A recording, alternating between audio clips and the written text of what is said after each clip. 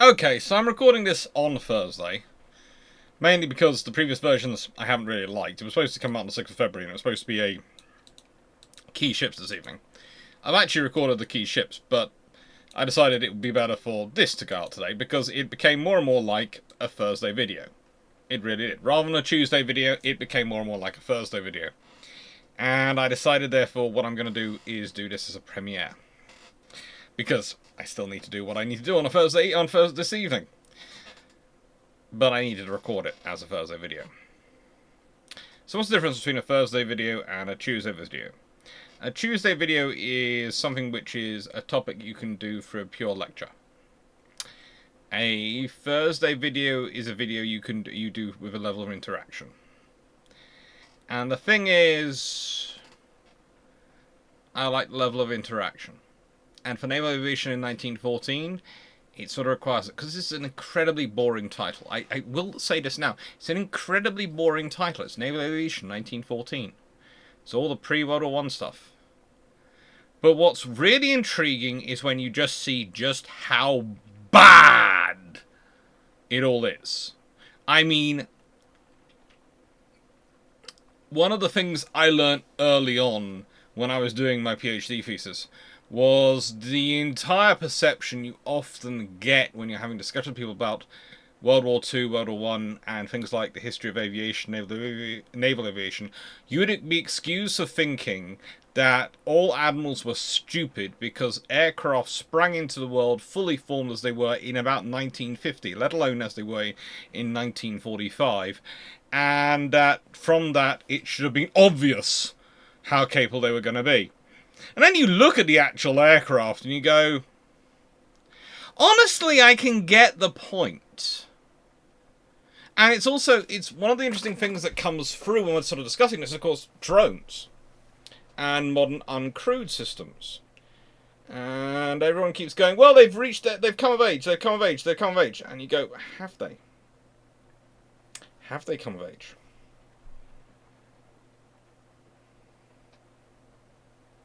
That's a question. That's a question to be had. Have they come of age? Because let's be honest, you could look at aircraft, some of the things aircraft were doing in the 20s and 30s, and you go, they've come of age. But let's be honest, they really came of age by about the end of World War II. That's when they really reached the point of which, yeah, this is something fully worked up. And that's accelerated quite heavily by two major wars. Bracket it. One at the beginning, one at the end. What I sometimes refer to jokingly as the bookends, because most people sort of ignore what happens in the 20s and 30s and presume everything just springs to life in World War II. We leave World War I and then all the stuff springs to life in World War II, and you go, no, it's developed in the intervening 20 plus years. A lot of stuff happens. And I go, yeah. People don't just go, we're having a war, now we'll develop all the technology. Usually you don't develop much in wartime. There isn't much technology you actually develop in wartime. Usually what you are doing is refining technology you were already testing. It's what often is the new technology that comes about in wartime is technology which was already on the experimentation table. It was already to an extent proven, and suddenly the funds to turn it from a interesting experiment to quirky piece of system to a actual practical system become far more readily available. But interesting enough, also the same time in wartime, the funds to develop actually genuinely new technologies, genuinely new ideas that haven't been in any form of development, haven't been under any form of growth prior to that conflict breaking out, dry up. I mean, there's still a bit around, but it's very, very little. It's very limited. If you want a good example of that, and of this, it's Naval Aviation in 1914, prior to World War I beginning. And I mean, when I go through some of these Navy's aviations, you're going to think about the historical image we have of them, and then you're going to see the reality, and you're going to be going, but that can't be true. Please go look them up. This is a video I'm going to encourage you, go look up what I'm saying. And make sure you're careful, because for some of these nations, they include have a sort of combined air service. Oh, Britain has a combined air service. Britain goes from separate to combined to separate to combined to separate multiple times. Really, the British love it. It just happens because it's as aviation and understanding of aviation changes and develops, you change your ideas of how you're going to organise it. And it's, again, the really interesting thing you've got coming up with uncrewed systems. At no point has anyone yet suggested we should establish a fourth service, which is entirely to do with controlling uncrewed systems. But I wouldn't be surprised if you hear someone say that at some point. Oh no! We need new things which aren't in the skills of the current armed forces. The only way you can do it is to establish a whole new branch. Just do me a favour. If you hear someone saying that in your presence, find a frying pan. Okay, I don't condone violence, but find a frying pan and whack them over the head. It'll reset all the problems going on in their brain. Hopefully they'll be fine. If not, I didn't encourage you to do it. I told you not to do it. But, yeah. Basically, it's Tangled motif, okay? I've had to watch Tangled a lot of times recently because I've been looking after some cousins for whom that is the favourite movie. Tangled is definitely the motif we are going for with the frying pan. Trials, Battles, and Darings. Now, I love this book. This is, of course, my book, and it's the prize. Two of these books are up for the prize for winning, to be won, if you enter the competition I'm currently running for this channel. And that's cool. That's a lot of cool. Link to the competition is down below. As is the methodologies of liking, sharing, and subscribing. YouTube gets annoyed with me if I don't do it. And there's Ko-fi and Patreon and membership of the channel, which is again a button down there, I think. Whereas Ko-fi and Patreon, I think, are up there. That if you want to support the channel, and the channel is entirely supported by you, it's interesting.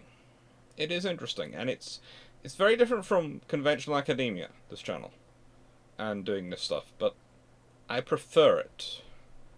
Took me a while to get used to it and feel comfortable with it, but I do prefer it. Mainly because instead of there being very strict criteria confining what I should be saying and how I should be researching stuff, because funders do give criteria. Here I do the research, I do the talking, and then people decide if they want to fund it.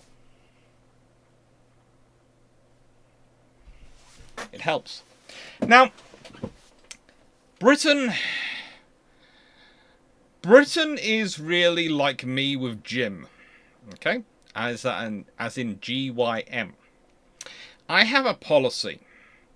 No matter what happens in a day, when currently I'm trying to get fit, I will go to the gym 5 days, every one of the weekdays a week. So Monday to Friday, I will go every single day.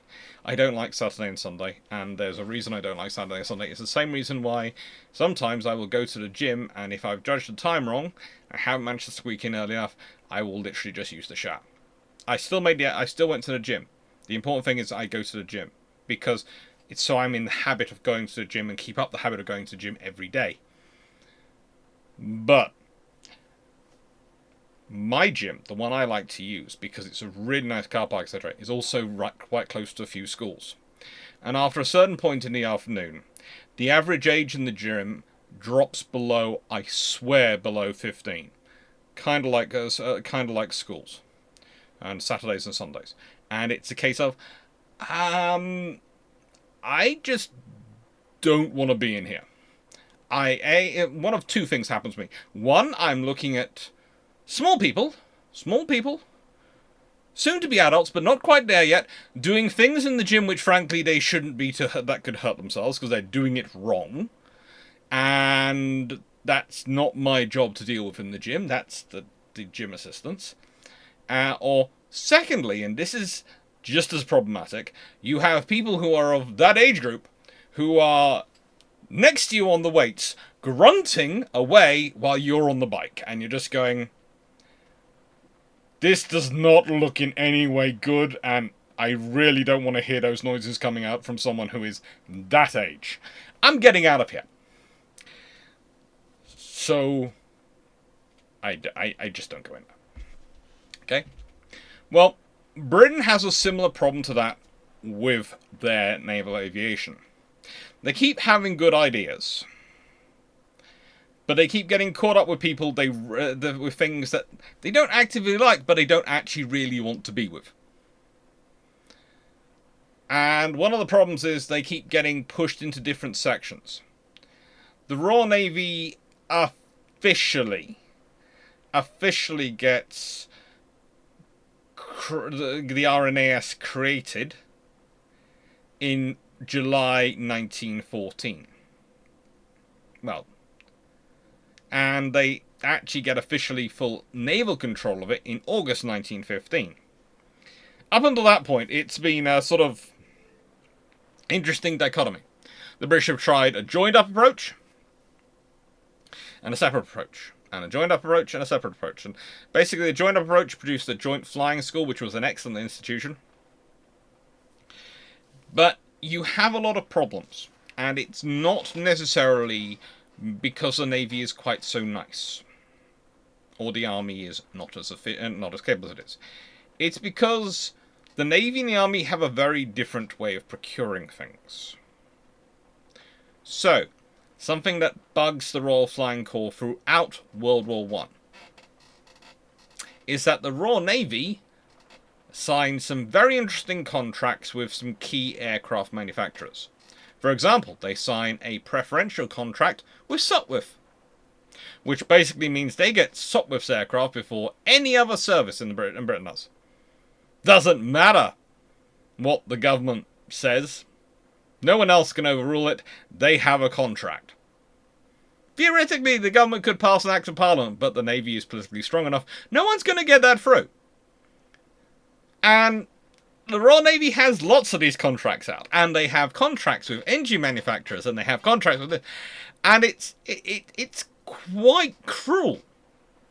Until you look at it and go, well, the Navy's just done what they do with all their armaments manufacturers. They've just followed their same system through. The Army doesn't have that system in place, because the Army's been concentrating for the last few years on modernizing itself into a modern European army, but hasn't really looked at how it runs its ordnance and logistics. I mean, it's not taken that particular lesson of the Boer War on its shoulders and gone, we need to work this through. They've got many lessons they have of the Boer War, many things they have learnt from the Boer War, but the idea of organisation in terms of logistical managing is not quite there. The Royal Navy has issues with quality control over shells, especially battleship shells. It's when you realise that pound for pound cruiser shells are going through far higher levels of testing than battleship shells. It's really kind of interesting. But then you realise, of course, well, cruiser shells get used a lot more often. They get used against pirates and all sorts of things. So there's all sorts of other data the Royal Navy keeps getting about the efficiency of their shells and their efficacy. And they go, hello, excuse me. Which probably explains why the cruiser shells are far more reliable. Now, putting all this sort of to one side, all this internecine strife, which was actually quite glorious at various points, until you have read some of the letters between the generals responsible for the Royal Flying Corps at various points and the rear admirals in charge from most point of the Royal Naval Air Service, where the RFC generals are honestly, in a very British way, absolutely slamming the admirals for what they see as unfair practices, in that by the time they realise that there's a good manufacturer of aircraft coming along, the Royal Navy have already snapped in there first and got it all. when you sort of see those letters, you start to realise where some of the ideas and movements for the single air service, the Royal Air Force, comes from. And why some of those officers and some of those personnel in terms of the air ministry are quite so dead set against the Navy getting control of its own air service. Because in their minds, if the Navy gets control of its own air service, they have lost. Because the Navy will use its power, its influence, its political influence, its financial influence. Let's be honest, the price of a battleship is many times that of an aircraft, so if you're buying from a company owned by Vickers, or even partially owned by Vickers, who has more clout? The air service that's going to be buying 6 battleships and 600 aircraft, or the service which is just going to be buying 1,000 aircraft? It's going to be the Royal Navy. It's going to be the Royal Navy. And that is the RAF's worry, and it's all because of this. It's all because of, in many ways, Commodore Murray F. Sutter, who's pictured up there, who is an absolute shark. I mean, the man will do whatever is necessary to ensure the Royal Naval Air Service has exactly the aircraft it needs when it needs.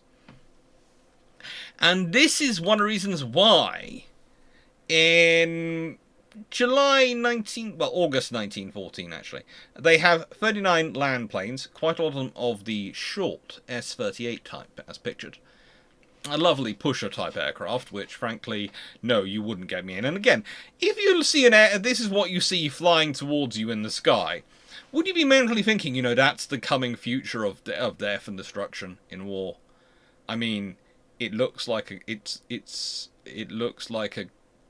well, I'm going to say it's a kite. It looks like a very large kite, which has some sort of motorcycle on the back, pushing it along. I mean, that's just not scary. But you can try. You can try. And well, Sutter is succeeded by Rear Admiral Charles Vaughan Lee, and they have fun. But anyway, back to Sutter, what he's got. He's got 52 seaplanes in service. Useful. He's got 6 airships. He's got 2 balloons. And approximately 727 personnel. And I kid you not when I say this. When I was putting together the maths of all of this, I very quickly got a distinct idea in my head that in terms of purely naval air service, i.e. the aircraft and aircraft attributed to and operated by the Navy,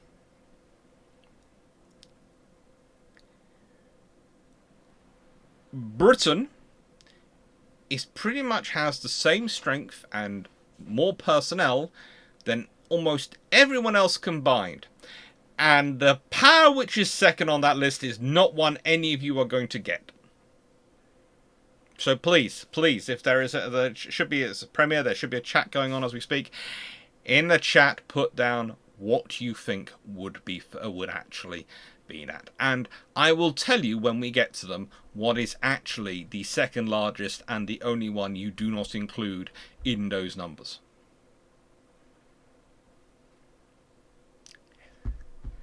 But basically, Britain has something, and they've been doing exercises with them, they've been testing them, other nations have been looking at Britain.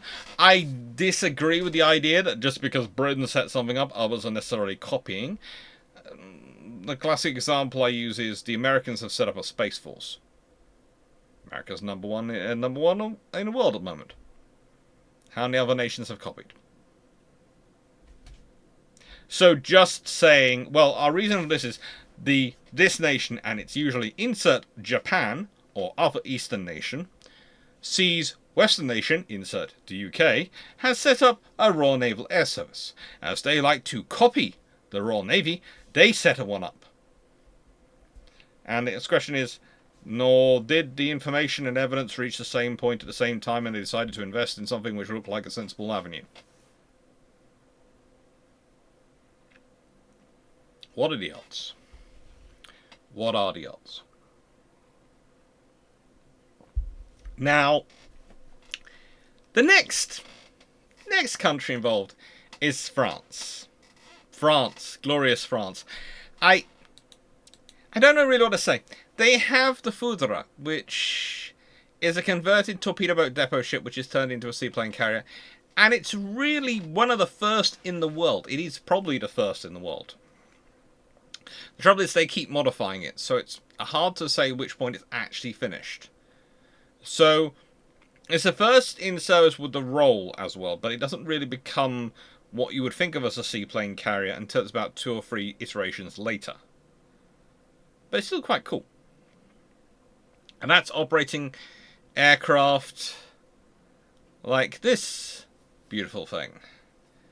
I mean, isn't it lovely? In fact, it's called the Canard Voisin. And it started performing operations from her in 1912. By the middle of 1913, the French Navy had 11 seaplane pilots. They were using them for exercises. They were doing all sorts of things. By July 1914, they had 22 pilots, including reserve and cadets, but only 14 active pilots on seaplanes.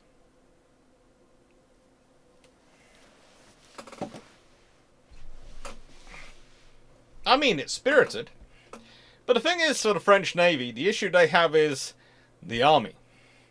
And the Army going, oh, aircraft we want! They're all ours. And they basically went, but, no. Again, it's an interesting thing because,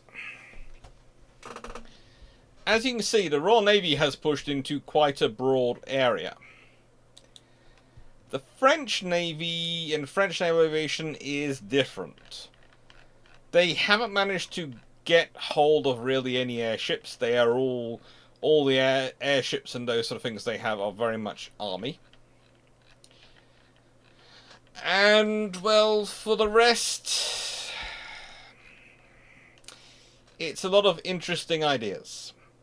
Some very interesting ideas. But it's also very French, in that the French naval officers involved keep coming up with some really cool ideas and some really good development. And they have all these engineers and scientists off producing some really, really interesting ideas. And then they run into the politicians who make a mess of it. It happens. Austria-Hungary. Okay, this is going to take a lot of iron brew. I need to refill my glass. Okay, I have full iron brew, and I have screamed at the world for a good 30 seconds. I am now in the right space to discuss Austria-Hungary. It is an absolute mess. They have one of the finest sets of engineers and scientists working on aviation in the world at this time, okay? They really do. By the end of 1914, for the entirety of Austria-Hungary, there will be 147 operational aircraft in 14 units. They are a joint Army and Naval Aviation arm with the Austro-Hungarian Navy operating seaplanes. Most of them look something like this. It's an interesting aircraft, known as the Hansa Brandenburg B1. Okay, it's a reconnaissance biplane, and, well, they order a lot of them. And how do I put it politely? Okay, they are a good aircraft. It's a solid aircraft, but the problem for the Austro-Hungarians is that even by 1914 standards, they have a top speed of 67 knots. 78 miles per hour. That's 125 kilometers an hour.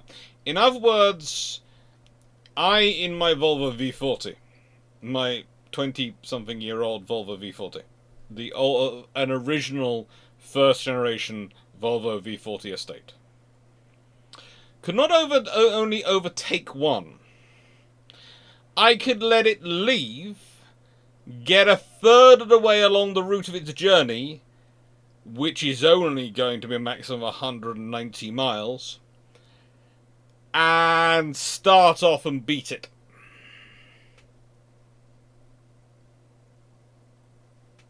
Could beat it. Would zoom along, overtake it, and be there before it. Be waiting for it to arrive. And I'm not saying many of the aircraft at the time were better, but honestly, for Austro-Hungary, they have better designs, they have better engines. They're just not building them in 1914, and they don't have a lot of them. They have a mess. It makes the French system actually look mildly sensible.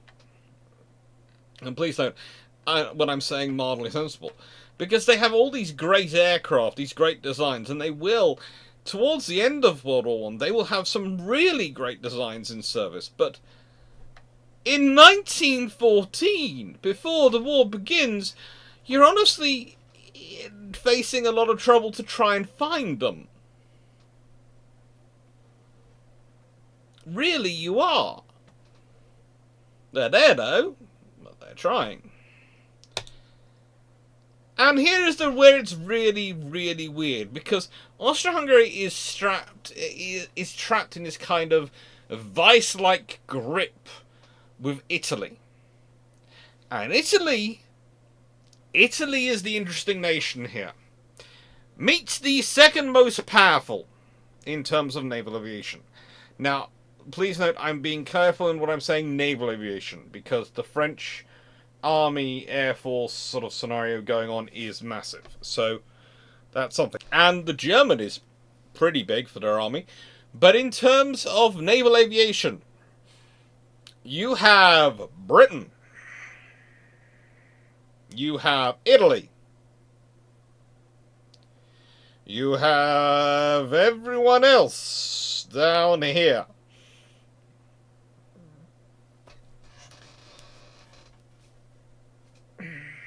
You cannot overstate just how much infrastructure the British have to build from.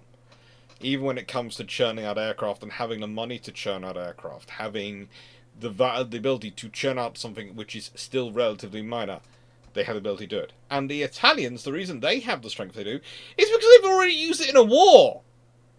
They've actually provided the visible demonstration of, you can bomb things from the air using airships.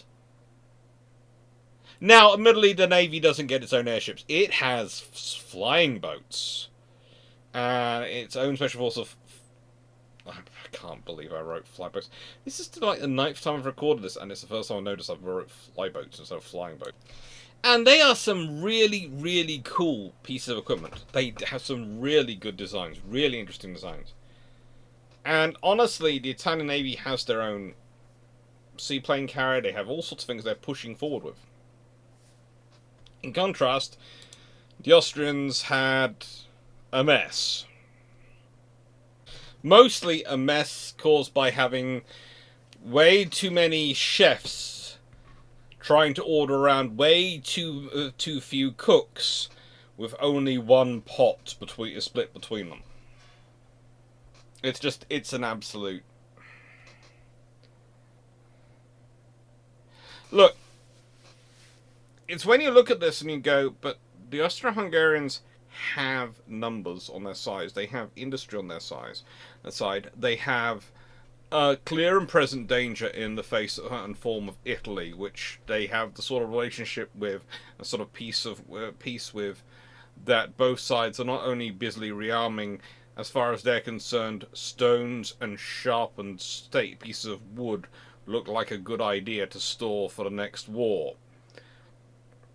I'm not saying they're prepared to go on until the bullets run out. I just mean that the bullets running out would be considered incidental. There's a whole lot more conflict to be had after that. So with that as a guiding light, you would expect, especially with Italy being what it is, for Austro-Hungary to have far more mobilized and motivated towards it, but they really aren't. And to an extent, there's limitations of their own political system involved, but there's also limitations of their own particular time and interest. Whereas for the Italians, they're in the passion of the air phase. And the thing is, they have some very effective communicators who are going to come up with some absolutely amazing works when it comes to putting forward the ideas and the possibilities of aviation. I mean, I keep comparing this period to our modern approach with uncrewed systems, where what is literally being written in some places will not only not ever come to pass, because for starters there's no real reason for that level of firepower or that scenario. I carry Gileo Duhay's 100-ton bombers carrying 100 tons worth of bombs, which are all the bombs of which will be nerve gas or something similar. Um, you develop nuclear weapons. You develop other things. You're not needing to go to that level, and that's the thing. When you're trying to predict the future that far advanced, you can go wildly off. But what's also worthwhile thinking about is that Italy is the cradle of a lot of really good, innovative ideas for aviation. It's not a country we often think about when it comes to the birth of air forces. It's something which is often written off to one side, but for the Italians, aviation represented a real path to glory. Because it's an area that everyone was starting off equal in. There was no infrastructure differences when you're developing aircraft. Problem is, it turned out there was, but when they first started working on it, there wasn't. It was a universal leveler. Very quickly, it turned out that the British had just too much infrastructure. Again, how do I put this in scope? Okay, the infrastructure you're looking at, the British have pre-World War One, is greater than the infrastructure the British had post-World War Two.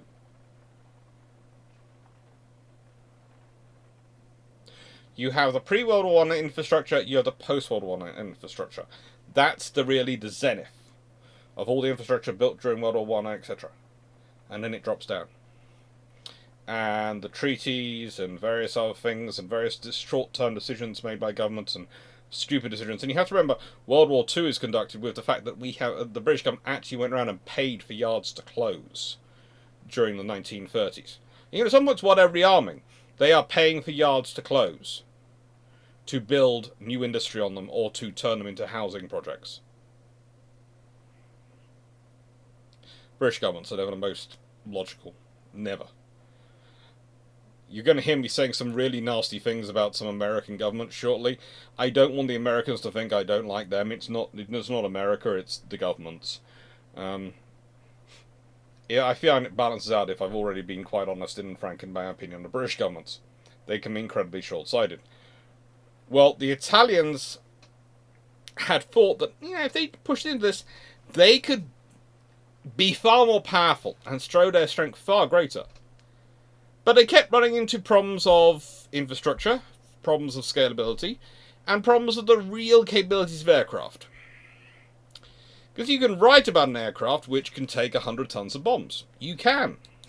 But when your most common aircraft of your Navy, when it's starting out, which is this Machi L1, which is a really cool aircraft. I mean, it is a cool aircraft. I don't want you going away thinking it's not decent for its time. It's what it is. It is very good. It can carry 50 kilograms of bombs.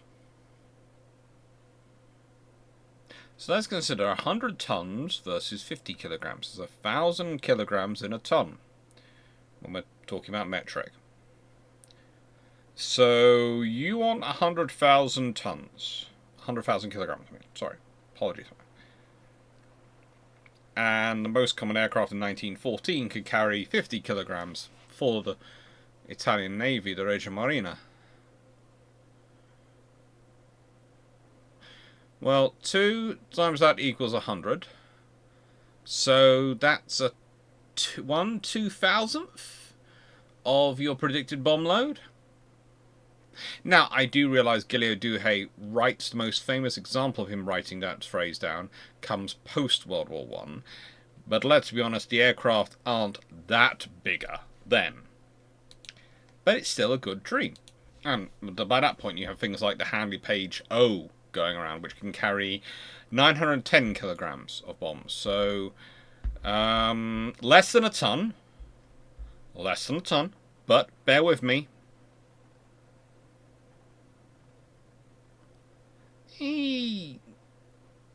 Only 110th rather than a 2000th of the target. The point is simple. When you're coming from this to the point at which you get at the end of World War One, you can imagine people sitting there thinking, this is going to be amazing. This is going to be exponential growth. But the trouble is, technology often doesn't do that. Technology often goes and plateau and plateau. And it can go off on tangents, and things we can think are really promising can turn out to be really not. If you want a good example, look at how many people had various forms of at-home media recording system in the 1990s. These days, they've disappeared. It's even unusual for you to have a CD or drive or DVD drive on your computer. You have to spec sometimes to get the one. I have them because I build my own, and some firms still do supply them, but they are getting rarer and rarer. And laptops, well, my old laptop has them. New laptops, no. And that's because technology changes. And things, how we predict things are going to be. We predict ever smaller and smaller, more complicated, more advanced disks to store data. And now we've moved on to, well, solid-state drives. All these things can be seen coming, but can't be seen coming. In fact, often when we say we can see them coming, well, we're either very lucky visionaries, or we'll look at using hindsight. In this case, the Italians have quite a large force. Large enough that I can't be quite precise on the numbers, because the Regia Marina seems to be very careful to not explain how many numbers they actually have. Now, also, I would say that most of the best works for this are written in Italian, which I have a little knowledge of. A little knowledge, but most of my knowledge comes from Latin, rather than modern Italian. So it's an interesting fun sometimes. And I would add, quite a lot of the English sources which translate from them, some of them disagree. But still, I would say the Italian Naval Aviation in 1914 is a really interesting place to start looking at World War One from, because they learn very quickly, they develop very quickly, and they do lots of interesting things. But they are, by far and away, the second most powerful naval aviation anywhere in the world in 1914. Then we have Japan, which...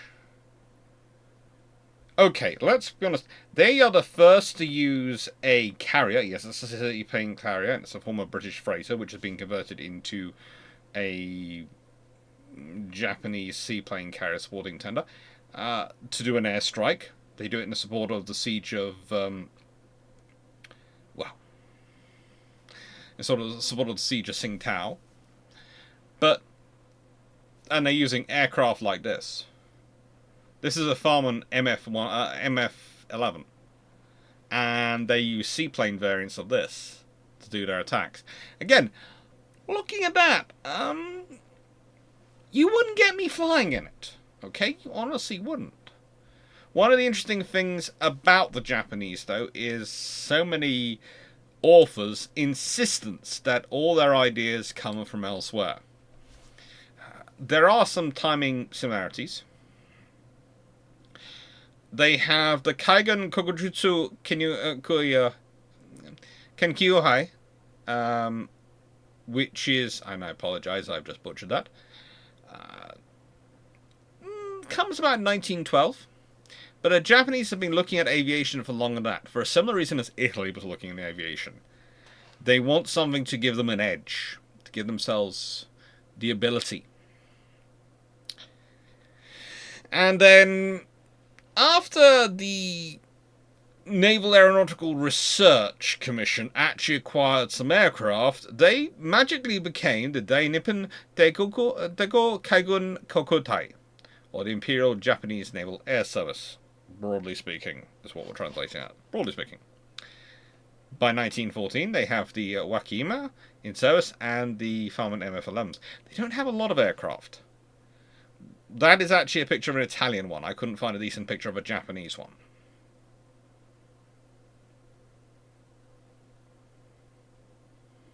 The fact that they were quite so commonly used around the world gives them far more added luster than they actually deserve as a design. I am never a fan of pusher aircraft for various reasons, but they're the early attempts. They're the early attempts at creating something which will fly and which will be reliable and which will work for navies and for air force, well, for land for air forces. And they're good at that. They do that. They do work.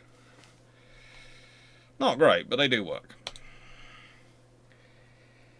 And then we have Germany. Oh, Germany. So, this is what I'm guessing a lot of you replied as must have been the second largest naval aviation air arm in the world at the time.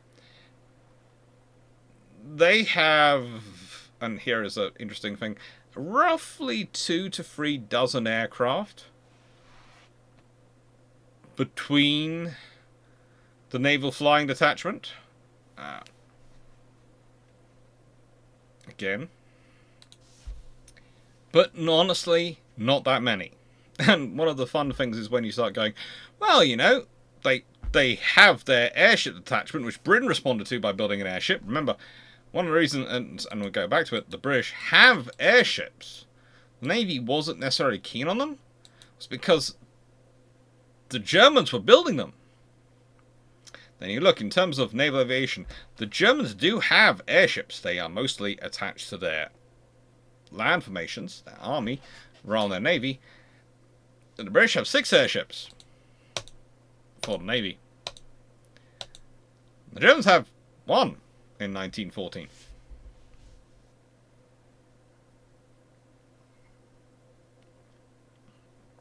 The L3. They're getting more. They've got more coming. And most of their aircraft they're operating, well, the 367 FF-19 is a good example.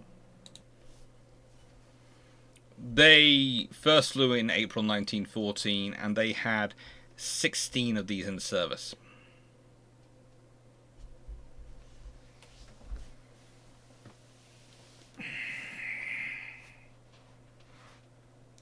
And what's even more interesting is that they are based on the British Avro 503 floatplane, which the German Naval Air Service had brought a demonstrator prototype of in 1913.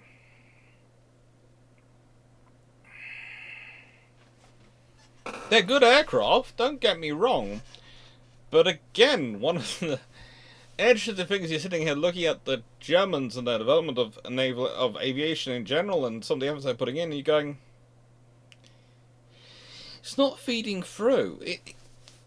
If anything, it adds more and more to my argument, which I've made quite often, which is the German Navy only manages to stay in the naval race as long as it does, as powerfully as it does, by ignoring everything else for its navy other than dreadnoughts.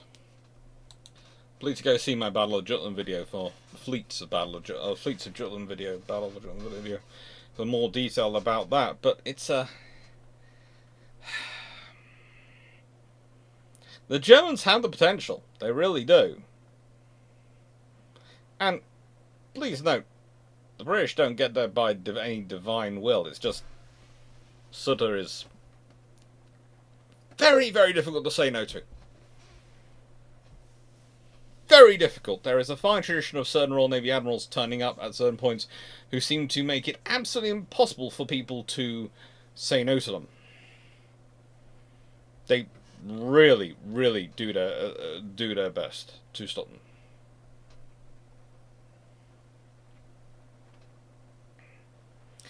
And it's interesting enough. It's these fighters, these aircraft, which try to intercept the British ships taking part in the raid on Cuxhaven at the end of 1914. They're important, they're useful, they're there. But there's also a point of,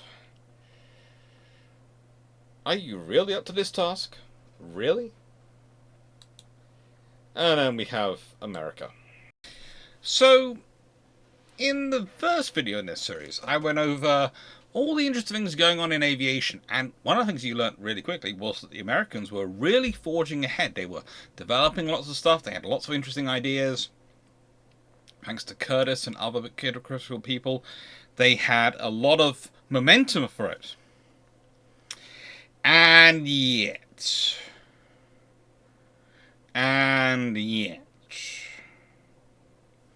despite all happened during the war, with the deployment of a whole expeditionary naval air section, etc., and all sorts of things, in 1914, the US Naval Air Service doesn't even exist. There is nothing. In fact, nothing is almost being nice about it. They have lots of sections which are trying. They have lots of sections which see the potential of aircraft to grow into something.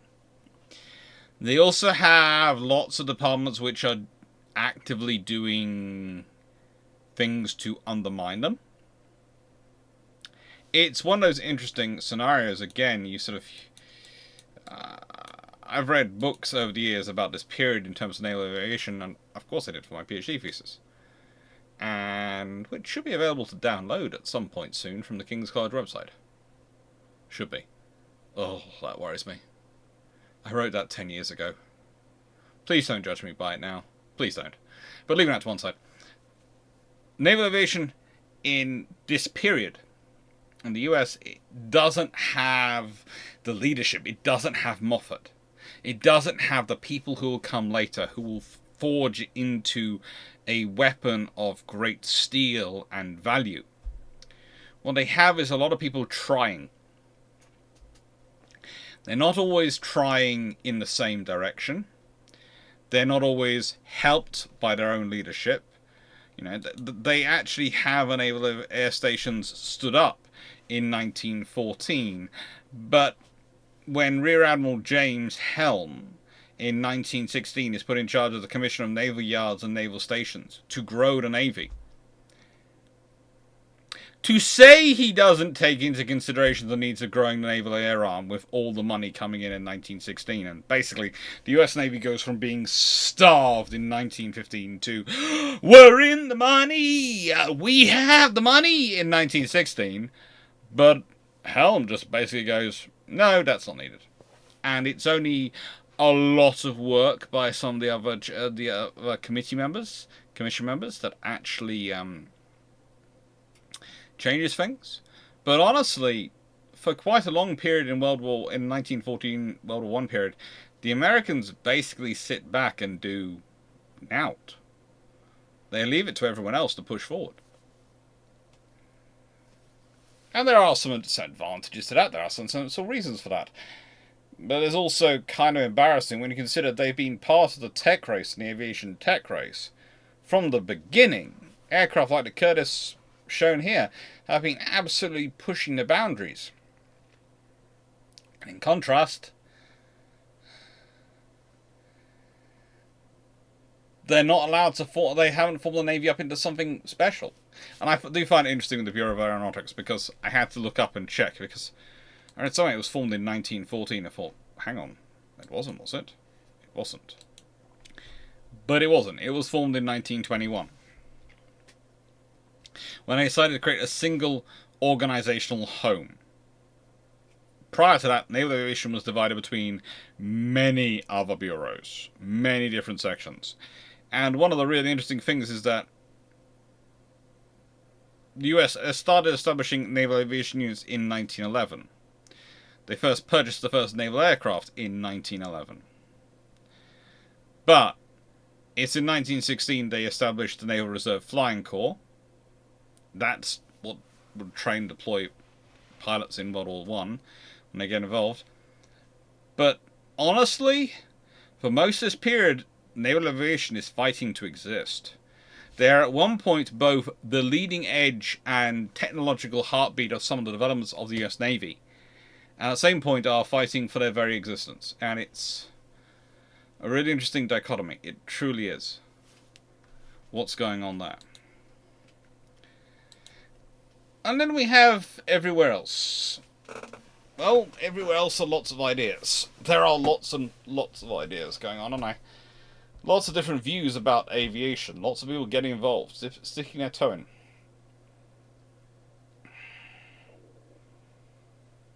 And lots of navies taking the approach of me with the gym. It's better to have something, to have actually gone to the gym, than to not to go to the gym at all, to make sure I'm in the habit of going to the gym. A lot of navies have gone to the habit of going, well, we've at least procured some aircraft, so we must be doing okay. Without actually thinking through, what's the viability of their procurement? What's the viability of those aircraft in their service? Do they work for them? Do they work for their operations? Do they work for their needs? If they don't, they don't. But, you know, they're procuring aircraft. One of the really interesting things that I learnt way back during my PhD thesis was that Japan originally orders aircraft from America and France. That's who they originally ordered their aircraft from. France and America. Because they're considered on the leading edge. By the time you got to 1914, the Japanese are looking at British manufacturers. Why? The French are being their usual reliable selves, and the Americans are going down some really weird rabbit holes. There are lots of fine ideas, but not necessarily of value. And that's pretty much the raison d'etre of a lot of stuff going around the beginning of World War I.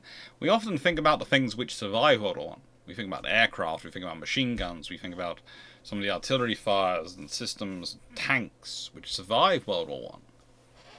The ideas which are proven by World War I. We don't necessarily consider as much the ideas which are shown not to work. One of the interesting things that comes up is, well, at the beginning of World War I, General Paul Wagner, who was at that point the Deputy Chief of the Admiralty, the German Imperial Admiralty Staff, may be expected, whether they involve London or the neighbourhood of London, to cause panic in a population which may possibly render it to be doubtful that war may be continued. What's he talking about? Zeppelin raids. Yes. And that's a really interesting idea, because that idea continues onwards. Now, I was talking with someone the other day who drew the idea of mass bombing raids to the precision bombing strikes that we now do. And they honestly didn't seem to get the difference, because the mass bombing raids, the idea of flattening a city en masse, breaking a nation state. Okay, it has the potential, but it's a very, very long way down the list of things which are actually likely to happen. Because, honestly, there are lots of things a nation state can do to mitigate it. It can put up an active defense, it can do all sorts of things. But, more importantly, there's also the sheer quantity of bombs you have to produce. One of the actual things holding up air raids in World War I and World War II, and especially in World War II, but still a major thing in World War I, was the actual physical manufacture of the necessary bombs. People think 1,000 bomber raids, they think about the number of bombers which are being produced to get to the 1,000 bomber raids. They don't think about the tens upon tens upon tens of thousands of bombs which have to be produced. 1,000 bomber raids sounds great, and you know the amount of time the British spend fixated on the idea of getting to 1,000 bomber raid, because they know once they start launching 1,000 bomber raids, those will crush Germany. Because 400 bomber raids, they don't work. No. 600 bomber raids, no, not enough. 800, nah. 1,000, that's the point at which you break a nation. When you can launch 1,000 bombers at them, they're going to realise their war is over and they're broken.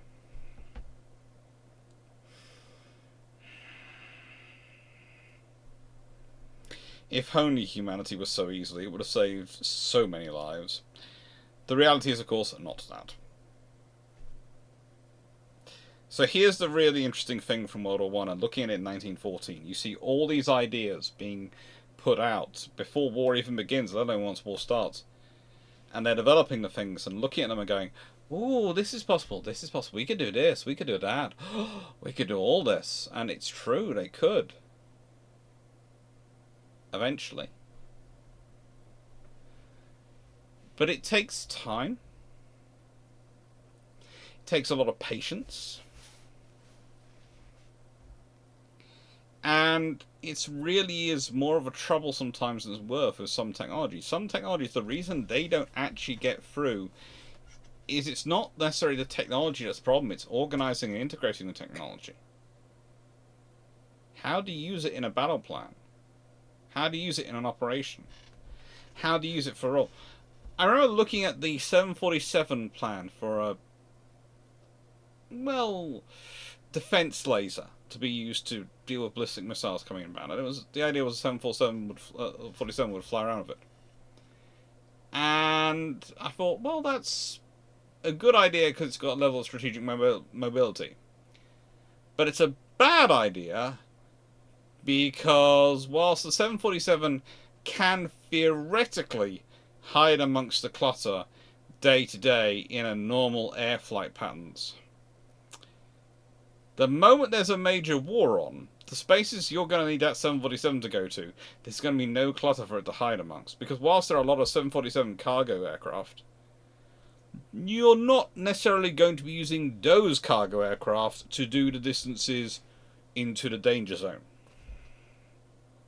You're not. You're going to use them as part of your strategic lift capability, but honestly, the odds were, if you're using 747s to lift things across to Europe in a Cold War going hot scenario, those 747s are landing in Britain, maybe Belgium, Netherlands, and France. Potentially areas of West Germany, but unlikely. They're probably being kept as far back from the likely fighting line and possible enemy fighter aircraft as you can, because those are strategic assets. They are very important mobility assets for moving goods and people across the Atlantic. You're not going to risk them. You can have the plan in peacetime. When war goes on, you're going to go, no, the military units are going to do the last lift, and the civilian units are going to do this unit, which is going to cause, of course, all sorts of fun, because it's going to create immediately logistics hubs and bottlenecks, which a sensible enemy will exploit by attacking, meaning you're going to have to defend them. And it's rather the same with all this potential aviation. This is a Bristol Scout. It's a very early fighter aircraft, or reconnaissance aircraft, which is used as an early form of fighter.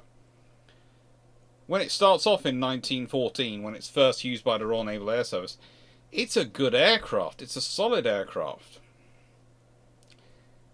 Very quickly it has to be replaced, because very quickly they look around and go, well, hang on, we've been putting in basically this, which is a whole load of vanilla in terms of aircraft, but we actually have got some fiery chili beans over there, and some cocoa beans there, and some coffee beans there.